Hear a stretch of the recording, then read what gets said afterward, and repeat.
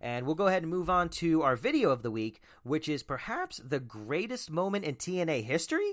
It's certainly the best moment in the Hogan years, if nothing else.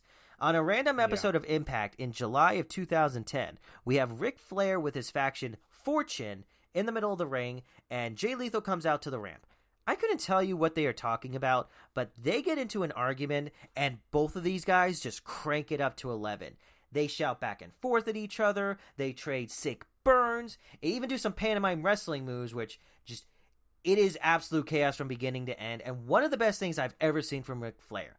Lethal spends a whole segment doing a Ric Flair impersonation, and every time we cut to Ric, you can see that his blood is boiling. When Lethal elbow drops his coat, we cut to Ric, and the stare he gives. 1,000 dying suns pales in comparison to the rage and fury that he is feeling at that moment. That is a look that tells you that he will destroy this man, inch by inch, molecule by molecule, until his atoms are scattered to the wind. For only then will his thirst for vengeance be satiated. It is an astounding segment, and for me, this is who Ric Flair is. I'm fairly new to wrestling, so I've never really seen him in his prime. I probably haven't even seen any of his matches prior to joining WWE in 1991, and even then, even after that, I've only seen a smattering of matches at best. But here, with Ric Flair, I mean, when he joined TNA at the time that he did, he probably saved the company for several years. Perhaps even more than Hulk Hogan ended up doing. I mean, sure, Hogan had more star power at that point, I guess. But Ric was there week in and week out doing ridiculous nonsense like this constantly. And that period of TNA is eminently watchable because of him. He kind of set the tone for the rest of the company, which was pretty much a complete and total farce at that point.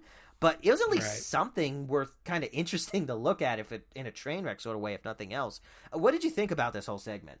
I mean, it's one of my favorite segments ever. I mean, I think it goes without saying that Jay Lethal's Ric Flair impression is incredible. Oh, yeah. I mean, I mostly talked about Ric Flair in this, but Jay Lethal is just as good here. He is just twisting, just turning the screws on Ric Flair this entire time, and is just getting under his skin so effectively. It's unbelievable. Jay Lethal's going toe to toe with one of the greatest promos ever. I mean, it's incredible. And so Jay Lethal does a great job. But for somebody whose career is filled with so many iconic reactions, so many iconic lines, catchphrases, whatever, this might be Ric Flair's best in terms of just pure reactions, because he is blowing a gasket. The cuts back to Ric Flair, and he's just absolutely, he's sweating and his eyes screaming and just he's pointing, bugging out. Oh yeah, and he's so and this is someone who's seen everything, and the fact that it's getting under his skin so much is so funny. And it just, I mean, once Jay Lethal undoes the tie and starts doing the woos and the they just go incredible. Woo! Just even the mannerisms. Woo! Woo! Yeah, it's just back and forth, and it goes back and forth with one woo, one woo, one woo. But then Ric, he just loses it. He can't stop wooing. And then he runs against the ropes and for no reason. It's so good, and he just does a big elbow drop. I mean, it's incredible. It has to be the best promo in TNA history, other than the Steiner Math promo. Yeah, I mean, it's everything you could want from Ric Flair at this point in his career. And as a bonus, you get to see little babyface AJ Styles in the ring with Flair, just fuming at the utter nerve of Jay Lethal to come out here and speak to Flair in this manner. Do you remember that, when AJ was supposed to be Ric's protege? Oh yeah, the new Nature Boy came out in the suits and the sunglasses, and he had the whole gimmick. They were making AJ new Ric Flair, which is pretty wild in hindsight. Now, this actually turns out to be one of the few times we have good timing, because apparently the segment has become something of a meme recently. I mean, I haven't seen it going around lately. I even tried checking Twitter, and there's not a lot that I could find. But Jay Lethal did do an interview earlier this month talking about the segment and its recent popularity. I'll include a link to the interview in the description, but the big takeaway for me is that none of it was planned, which, in hindsight, super obvious, can't you tell? Yeah, oh, for sure. I think it's definitely off the cuff, which is, I think, adds to it. Yeah, I don't even know if TNA had a goal for this segment, but Ric Flair sure as heck didn't, and basically told Jay Lethal that they were going to wing it. So Jay Lethal is going out there, not knowing what is going to happen, but has to roll with the punches to make it work, and sure enough, he did.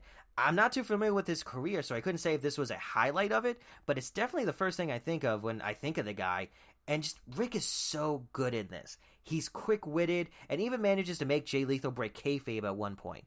Jay tries to jab him with a line about Rick being bitter that quote-unquote Space Mountain is closed. And without missing a beat, Rick goes, oldest ride, longest line. And we cut to Jay Lethal, who is just cracking up. I don't know if this was a line Rick used regularly, but dang, that was just the most perfect comeback. Yeah, I mean, the oldest ride, longest line has to be one of the greatest lines in wrestling history. It's unbelievable. I wonder if he said that back in the day, or if it must have been an old catchphrase or something that they brought back, because it's so good. The only thing I didn't like here, and Rick did a lot of this stuff during his TNA run, one of the few things that kind of leaves a little bit of a sour note is that he does a fat joke about he can pick up any women, including that fat woman. Yeah, sure. And that doesn't hold up well, but aside from that, it was a great segment. And God, is this era of TNA streaming anywhere? Because I kind of want to go back and watch it. I think on the there is an Impact app. Yeah, I gotta check it out to see if the Hogan years are there, because I've said multiple times that I didn't really start watching wrestling until 2018. That's a little bit of a lie, because there was a brief period in 2010 where I did watch TNA in college, and it was terrible most weeks, but they had their bright spots. The whole effing show, that was a really good show that they did. Mm-hmm. Hamada was a fantastic wrestler that I'm surprised she didn't get picked up somewhere else in this country. This segment here, there's just a lot of fun to be had with this period of TNA's history, even if it wasn't the good period, I guess. They didn't have like Samoa Joe and stuff like that, but right. It was still a unique beast of a company at that time. Oh, totally. And this segment is just legendary. It is one of the best things that Ric Flair did, and one of the best things in wrestling, period. I totally agree. I think this was peak TNA at this time, which is not saying too much, but it still counts, and it's still great.